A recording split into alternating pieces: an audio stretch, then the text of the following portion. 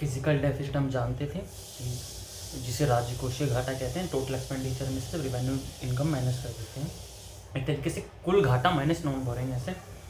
सो पूरी जीडीपी का 6% है फिजिकल डेफिसिट।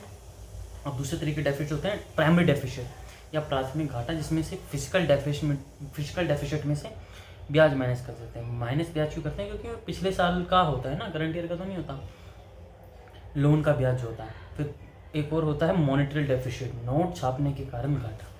ठीक, तो अब हम बात करेंगे गवर्नमेंट के पास एक तरह की इनकम होता है, एक्सपेंडिचर होते हैं। तो इनकम के कौन कौन से स्रोत होते हैं? सबसे ज़्यादा इनकम किससे आती है और सबसे ज़्यादा एक्सपेंडिचर किससे होता है?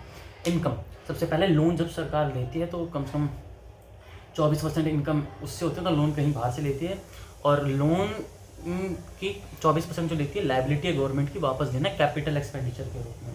फिर दूसरा है इनकम टैक्स, 22% जिससे इनकम होती है, जिससे ये गवर्नमेंट की लायबिलिटी नहीं है कि ये कैपिटल एक्सपेंडिचर खर्च करे, ये ज़्यादातर ये रिवेन्यू एक्सपेंडिचर पे खर्च करती है कि डेली उसमें कितना खर्चा हो रहा है।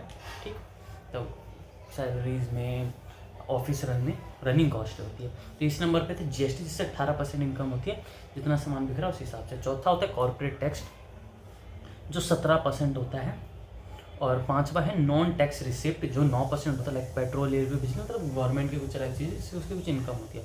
जैसे एनटीपीसी, अब बिहार खुद बिजली नहीं बनाता है, एनटीपीसी से लेता है सेंट्रल गवर्नमेंट से 5 रुपये यूनिट, फिर 6-7 से लेकर 11 तक देता है। छठे नंबर पर एक्साइज ड्यूटी 5%, मतलब गवर्नमेंट को लगता है कि इसका हम जीएसटी नहीं लग सकते, उससे भी ऊँचा, मतलब प्रोडक्शन में किसी कॉस्ट बना लो, इंटेंशनली इंक्रीज करा जाता है। जैसे पेट्रोल हो गया, एल्कोहल, जिस पे एल्कोहल पर 200% लगा देते हैं।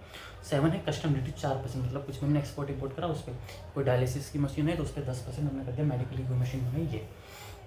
तो ये है, मतलब ऐसे है।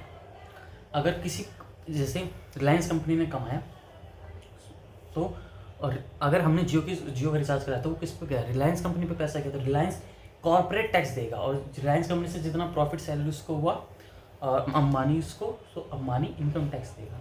तो अब एक्सपेंस की तरफ जाए, पहला है टैक्स का पूरा 42% स्टेट राज्य गवर्नमेंट को ही दे देता है, कौन? Central government. दूसरा है ब्याज देना, इंटरेस्ट जिससे लोन रखा उनको ब्याज देना। तीसरा है योजना, स्कीम्स, इन सब में।